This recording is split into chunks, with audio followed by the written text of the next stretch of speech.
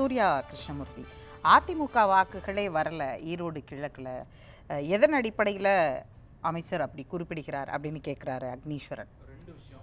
Number 1, திமுகவில் ஜனநாயகம் இல்லை, அதனால தான் இந்த மாதிரி குரல்கள் வரல.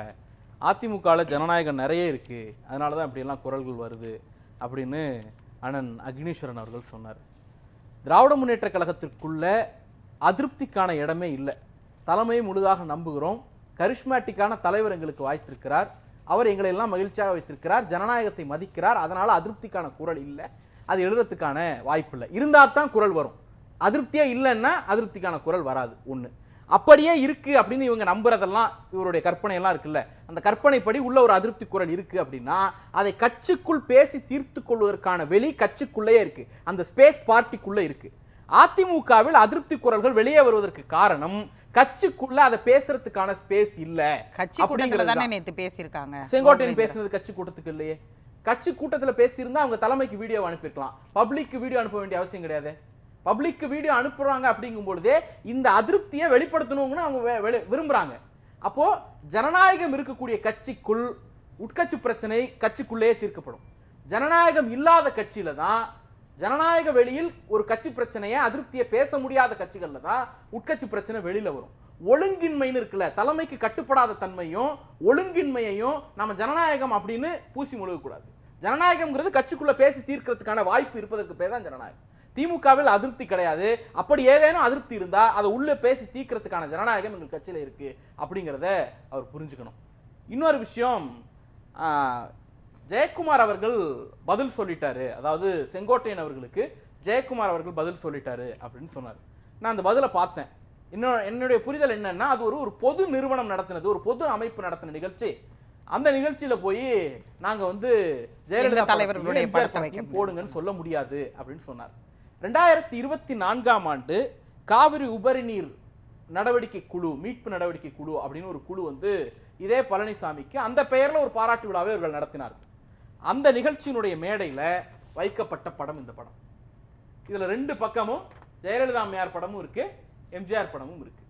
அப்ப சேலத்துல நடத்தும் போது ஜெயலலிதா படத்தையும் எம்ஜிஆர் படத்தையும் வைக்கிறீங்க, கோயம்புத்தூர்ல நடத்தும் போது வைக்க மாட்டீங்களா? இதுதான் நம்முடைய செங்கோட்டையன் அவர்களுடைய அடிப்படையான கேள்வி. அப்ப அந்த அமைப்பு ஒத்துட்டு இருந்திருக்கலாம், இந்த அமைப்பு ஒத்துக்காம கூட போயிருந்திருக்கலாம். ஜெயக்குமார் சொன்ன பதில் இருக்குல்ல, பொதுவான அமைப்பு அப்படின்ட்டு. அப்ப இது பொதுவான அமைப்புனா அது கட்சியினுடைய அமைப்பு, நாங்க ஸ்டிக்கர் ஒட்டிட்டோம் அது மேல அப்படின்னு ஒத்துப்பாரா? அப்ப ஜெயக்குமார் சொன்ன பதிலே அடிப்படையில் பதில் இல்லை, அது ஒரு சமாளிக்கிறதுக்கான ஒரு குரல் தானே தவிர வேற ஒண்ணும் கிடையாது. இப்ப செங்கோட்டையன் அவர்களுடைய ஆர்குமெண்ட்டையும் கோகுலேந்திரா அவர்களுடைய பேச்சையும் நாம பொதுவெளியில விவாதிக்கலாமா, அது குறித்து திமுக கருத்து சொல்லலாமா அப்படின்னா உட்கட்சி விவகாரத்தில் கருத்து சொல்லக்கூடிய உரிமை கிடையாது. ஆனால் செங்கோட்டையன் பேசியது பொதுவெளியில், அது ஒரு பப்ளிக் ஸ்டேட்மெண்ட். அதே போல கோகுலேந்திராவுடைய பேச்சும் ஊடகங்களால் எடுத்து வெளியிடப்படவில்லை. அந்த அரங்கத்திற்கு உள்ளே இருந்தவர்கள், அது கோகுலேந்திரா அவர்களுடைய தரப்பாக இருக்கலாம், இல்ல கோகுலேந்திரா அவர்களுக்கு எதிர் தரப்பாக இருக்கலாம், ஏதோ ஒரு தரப்பு தான் அந்த செய்தியை வெளியிட்டு இருக்காங்க. அப்ப உள்ள இருக்கக்கூடிய அதிருப்தியை அவர்களே வெளில பேச தொடங்கிட்ட பிறகு அது ஒரு பப்ளிக் டிபேட்டுக்கான ஸ்பேஸ் அந்த இடத்துல வந்துருது. அது குறித்து கருத்து சொல்வதற்கான உரிமை எல்லாருக்கும் உண்டு. ஒண்ணு. இன்னொரு முக்கியமான விஷயம், நீங்க இதோட இப்ப இந்த ஒவ்வொரு பகுதியிலையும் நடக்கக்கூடிய பிரச்சனைகள் இருக்குல்ல, இது வெறும் இந்த இடத்தோட மட்டும் இல்ல. இதற்கு முன்னால் ஆய்வு கூட்டம்னு தேர்தல் முடிஞ்ச உடனே ஒரு கூட்டத்தை இவங்க தலைமை கழகத்திலிருந்து, அதிமுக தலைமை கழகத்திலிருந்து எல்லா ஊருக்கும் அனுப்புனாங்க. அதில் தென் பகுதி முழுக்க எல்லா கூட்டங்கள்லயும் அடிதடி நடந்தது. பல கூட்டங்கள்ல சேர்கள் பறந்ததை நாம பார்த்தோம். அதோட தொடர்ச்சி அவங்க கட்சிக்குள்ள அதுவும் பேசி தீர்க்கப்பட்ட ஒன்று தானே. அது அதே மாதிரி பேசினாங்க இல்லையா? அப்பையும் அப்படியெல்லாம் ஒன்றும் பேசி தீர்க்கப்பட்டதா இல்லையே. அப்படி பேசி தீர்க்கப்பட்டிருந்தா தலைவர்கள்ட்ட இந்த அதிருப்தி வந்திருக்காது. தொண்டர்களிடம் இருந்த அதிருப்தி இன்னைக்கு தலைவர்களிடம் ஷிஃப்ட் ஆயிருக்கு. அப்ப அந்த பிரச்சனை பேசி தீர்க்கப்படல அப்படிங்கறதான் புரிஞ்சுக்க வேண்டியது இருக்கு. இன்னொன்னு, சார் சொல்றதெல்லாம் நம்ம சோர்ஸ்னு நெக்லெக்ட் பண்ணிட்டு போயிடுறோம் அப்படின்னு இருக்குல்ல. நான் ஒரு விஷயத்த சொல்றேன். எடப்பாடி பழனிசாமி அவர்கள் தமிழ்நாடு முழுக்க சுற்றுப்பயணம் போறார் அப்படின்னு அதிமுக தரப்பிலிருந்து தொடர்ந்து சொல்லப்படுகிறது. எப்ப இருந்து? நவம்பர் தேர்தல் முடிஞ்சோன்னு சொன்னாங்க, அப்புறம் நவம்பர் காலத்துல சொன்னாங்க, கிறிஸ்துமஸ் முடிஞ்சோன்னு போவாருன்னாங்க, நியூ இயர் முடிஞ்சோன்னு போவாருன்னாங்க, பொங்கல் முடிஞ்சோன்னு போவாருன்னாங்க, பிப்ரவரி 1ஆம் தேதி சுற்றுப்பயணத்தை தொடங்குறாருன்னு அவர்களுடைய கூட்டத்தில் வெளிப்படையா பிரஸ் கூப்பிட்டு வச்சு அறிவிச்சாங்க. அதே கூட்டத்தில் இன்னொரு 10 நாள் தள்ளி போட போறோம் அப்படின்னாங்க. இன்னைக்கு பிப்ரவரி 10 வந்துருச்சு. அப்ப மக்களை சந்திப்பதற்கு, தமிழ்நாடு முழுக்க சுற்றுப்பயணம் மேற்கொள்வதற்கு அஞ்சு நடுங்கக்கூடிய ஒரு தலைவராக பார்க்க வேண்டியிருக்கு. ஏன்னா சொந்த கட்சிக்குள்ளே இவ்வளவு அதிருப்தி வச்சுட்டு நாம போகிற இடத்துல எல்லாம் அந்த அதிருப்தி வெடிக்கும், அது மக்கள்கிட்ட கெட்ட பேரை ஏற்படுத்துங்கிற அச்சம் அவருக்கு இருக்கு. ரொம்ப சிம்பிள். அக்னீஸ்வரன் சார் கண்டிப்பா ஒத்துப்பாரு. திமுகவும் சரி அதிமுகவும் சரி ஸ்ட்ரிக்ட் புரோட்டோகால் பேஸ்டு பார்ட்டி. ஒரு தலைவர் ஒரு மாவட்டத்துக்கு போறாரு, ஒரு பகுதிக்கு போறாரு, ஒரு மண்டலத்துக்கு போறாரு அப்படின்னா அந்த பகுதியில் இருக்கக்கூடிய அத்தனை பேருக்கும் தலைமையிலிருந்து இன்ஃபர்மேஷன் போகும். அது பிரைவேட் நிகழ்ச்சியா இருக்கலாம், அரசு நிகழ்ச்சியா இருக்கலாம், ஏதோ ஒரு ஈவெண்ட்.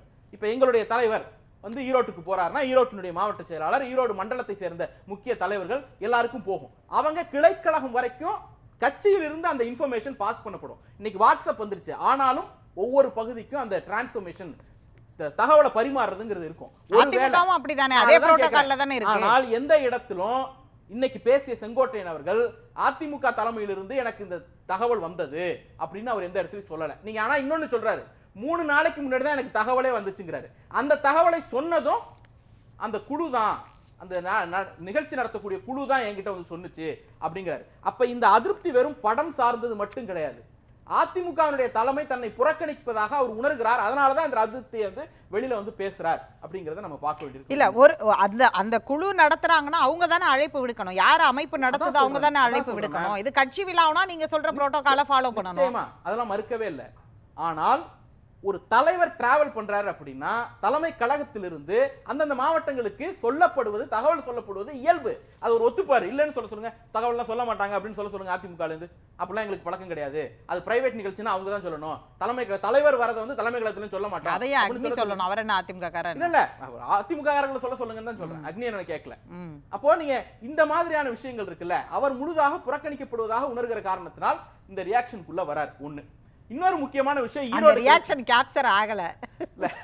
ஈரோடு கிழக்குக்கு ஒரு கேள்வி கேட்டாங்க.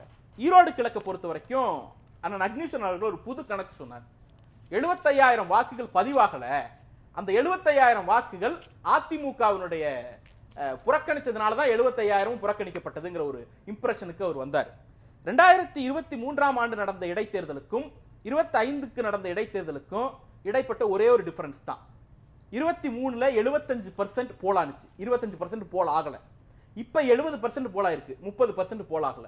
அப்போ 2023ல அதிமுக சார்பில் கேண்டிடேட் நிறுத்தப்பட்டார். அப்ப 25% போல் ஓட்டு போட வரல. அவங்க அதிமுக காரர்கள் அதிமுக கேண்டிடேட் இருக்கும் போதே போலிங்க்கு வரலையா? அதிமுக நிற்கும் போதே அதிமுகவினுடைய வாக்காளர்கள் வந்து நான் ஓட்டு போட மாட்டேன் அப்படின்னு விலகி நின்னாங்களா? அப்ப அந்த கணக்கை ஒத்துக்கிட்டாதான் இன்னைக்கு 75,000 பேரும் அதிமுக, 1 லட்சம் வாக்கு அதிமுக வாக்குனார்ல. அப்ப அது என்ன அப்படின்னா, கடந்த முறை 25% ஓட்டு போடல, ஏடிஎம்கே கேண்டிடேட் நின்னுமே போடல அப்படின்னு அர்த்தம் ஆயிடுது. அதான் வரேன்.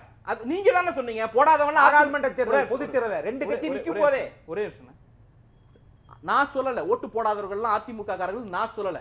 அவர் தான் சொன்னார் ஓட்டு போடாத 75,000 ஓட்டும் அதிமுகவினுடைய ஓட்டு. அதனால இது அந்த 75,000 பேரை கணக்கில் கொள்ளாம இவர்களை மட்டும் வச்சு இந்த தேர்தல் முடிவுக்கு வந்துட முடியாதுங்கிறது தானே அவர் சொல்ல வந்தார். இவர்களை வச்சு எப்படி முடிவுக்கு வர முடியும் நான் சொல்றேன். அவரே உறுதியாக என்ன சொல்றார், அதிமுகவினுடைய வாக்கு நாம் தமிழருக்கு போகல அப்படிங்கிறார். பெரியார் குறித்த கொச்சையான கீழ்த்தரமான நாம் தமிழருடைய விமர்சனங்கள் இருக்குல்ல, அந்த விமர்சனத்துக்கு அதிமுகவினுடைய தலைமையிலிருந்து பெரிய ரியாக்ஷன் கிடையாது. திமுகவினுடைய தலைவர், எங்களுடைய தலைவர் வந்து பெயர் குறிப்பிடாமல் விமர்சிச்சார். எங்களுடைய பொதுச் செயலாளர் பெயர் குறிப்பிட்டே அறிக்கை கொடுத்தார். ஆனால் அதிமுகவினுடைய தலைமையிலிருந்து ரியாக்ஷன் வரல. ஜெயக்குமார் அவர்கள் பேட்டி கொடுத்தார், செல்லூர் ராஜ் அவர்கள் ஒரு பேட்டியில ஒரு பகுதியாக அதை கொடுத்தார். ஆனால் மேற்கு மண்டலத்தை சேர்ந்தவர்கள் பெரிய அளவில் அதுக்கு ரியாக்ட் பண்ணல. அந்த தொண்டர்கள் ரியாக்ட் பண்ணியிருக்கிறார்கள். அதிமுக தொண்டர்களை நான் அதற்காக மதிக்கிறேன். பெரியாரை விமர்சித்த ஒரு கட்சிக்கு என்னுடைய ஓட்டு எந்த வகையிலும் போகாதுன்னு அவர்கள் எடுத்த முடிவு தான் இன்னைக்கு மொத்த ஓட்டும் திமுகவுக்கு வந்திருக்கு. அதுக்கு ஒரு சின்ன எக்ஸாம்பிள் மட்டும் சொல்றேன். அண்ணன் தான் கோட் பண்ணாங்க 2024 நாடாளுமன்ற தேர்தலை, நான் கோட் பண்ணல. 24 நாடாளுமன்ற தேர்தலில் திமுக பெற்ற வாக்குகள் 86,000, அதிமுக பெற்ற வாக்கு 34,000, நாம் தமிழர் பெற்ற வாக்கு 12,000, பிஜேபி பெற்ற வாக்கு 12,000. இந்த 12,000 இவர் பெரியாருக்கு எதிரான ஒரு எக்ஸ்ட்ரீம் ரைட் ஸ்டாண்ட் எடுத்ததுனால 2 குமுலேட் ஆகி 24,000 ஓட்டு நாம் தமிழருக்கு இன்னைக்கு வந்து நிக்குது. மிச்சம் இருக்கக்கூடிய 86,000 அதிமுகவிலிருந்து ஒரு 30,000 ஓட்டு சேர்ந்து தான் இன்னைக்கு 1,14,000 ஓட்டு நாங்க வென்றிருக்கிறோம். அதிமுகவினுடைய மிச்ச 4,000 ஓட்டு எங்கன்னா அதுதான் நோட்டாவுக்கு போயிருக்கு. நோட்டா போன முறை 2,000 ஓட்டு, இந்த முறை 6,000 ஓட்டு. அப்ப அதிமுகவினுடைய தலைமை தான் தேர்தலை புறக்கணிச்சதே தவிர தொண்டர்கள் புறக்கணிக்கல. அவங்க வாக்கு போட்டிருக்காங்க. யாருக்கு போட்டிருக்காங்கன்னா நாம் தமிழருக்கு போடல. 4,000 பேர் நோட்டாவுக்கு போட்டிருக்காங்க, மிச்சம் இருக்கக்கூடிய 30,000 பேர் திமுகவுக்கு போட்டிருக்காங்க. அதுதான் அதனுடைய இன்ஃபரன்ஸ். அப்ப அதிமுகவினுடைய வாக்குகள் திராவிட முன்னேற்ற கழகத்தை நோக்கி நகர்ந்திருக்கிறது. இது ஒண்ணு. இன்னொரு முக்கியமான விஷயம், அது அதாவது ஒரு தேர்தல்ல ஒரு கட்சியே போட்டியிடல, ஆனா ஜனநாயக கடமையை ஆற்ற ஒருத்தவங்க வர்றாங்கங்கறத வந்து நம்மளுக்கான வாக்கு அப்படின்னு அந்த தேர்தலுக்கு அதை ஹோல்ட் பண்ணலாம். அது ஒட்டுமொத்தமா கன்சிஸ்டன்சியா போகணும்னு நம்ம எதிர்பார்க்கிறோம். ஆதரிச்சிருக்காங்க அப்படின்னு தான் சொல்றேன். திராவிட முன்னேற்ற கழகத்தின் எதிர்ப்பு மீது கட்டமைக்கப்பட்டது அதிமுக. அவங்க செத்தாலும் திமுக ஓட்டு போட மாட்டேன் அப்படிங்கிறது தான் கோர் ஏடிஎம்கே ஓட் பேங்க். அப்படிப்பட்ட ஒரு ஓட் பேங்க் இன்னைக்கு வந்து திமுகவும் இன்னொரு கட்சி நிக்குதுன்னா அந்த கட்சிக்கு ஓட்டு போட்டு போயிருக்கலாம்ல, நோட்டா ஓட்டு போட்டு போயிருக்கலாம்ல ஜனநாயக கடமை ஆத்திரன்னு. அவர்கள் திமுகவை ஆதரிக்கிறதுக்கு காரணம் அதிமுகவினுடைய வாக்கு வங்கியில் எங்கள் தலைவர் ஒரு மிகப்பெரிய ஓட்டையை போட்டிருக்கிறார். மிகப்பெரிய ஷிஃப்ட் நடந்திருக்கு. அது விக்கிரவாண்டியிலும் நடந்திருக்கு, இங்கேயும் நடந்திருக்கு. இன்னும் அடிச்சு சொல்றேன், நீங்க கடந்த காலங்கள்ல ஆளும் கட்சி அதிமுக இருக்கும்போது தேர்தல்ல நிக்காம இருந்திருக்கீங்க. அதை வைத்து இந்த ஒரு கணக்கீடுக்கு வர முடியுமா? நீங்களும் தான் பாய்காட் பண்ணிருக்கீங்க.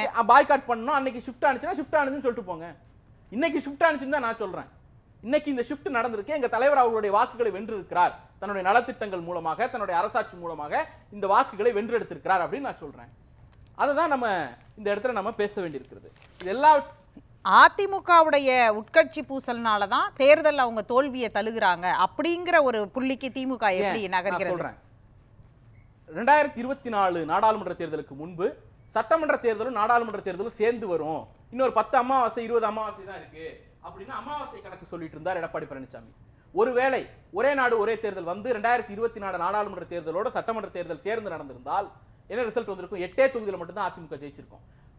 டஃப் கொடுத்த இடங்கள்னு இருக்குல்ல, 8 தொகுதி தான் அவங்க சட்டமன்ற செக்மெண்ட்ல ஜெயிச்சிருக்காங்க. 2024 நீங்க செக்மெண்ட் அசம்பிளி செக்மெண்டா பிரிச்சீங்கன்னா டஃப் கொடுத்த இடம்னு எடுத்தீங்கன்னா ஒரு 10 தொகுதி தான். அந்த 10 தொகுதியில விக்கிரவாண்டி தொகுதி 1. அந்த தேர்தல் டஃப் கொடுத்த இடத்திலிருந்து ஒரு 2 மாதத்திற்குள்ள ஒரு தேர்தல் நடக்குது. அதை புறக்கணிக்கிறாங்க.